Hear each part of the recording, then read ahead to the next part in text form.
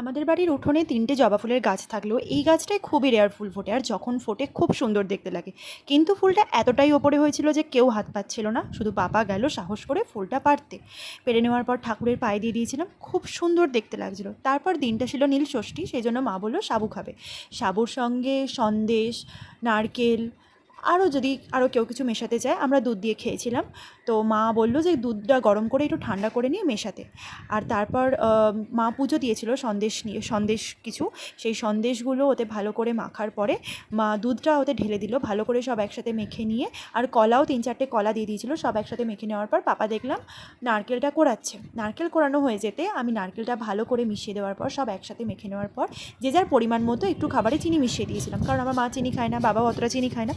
সবাই সবার পরিমাণ মতো চিনি মিশিয়ে দেওয়ার পর টেস্ট করে দেখলাম, ওয়াও, দারুণ হয়েছে, কোনো কথা হবে না। বছরে কিছু কিছু দিনই এই সাবুর এই মাখাটা খাওয়া হয়, রোজ তো খাওয়া হয় না, আমার দারুণ লাগে।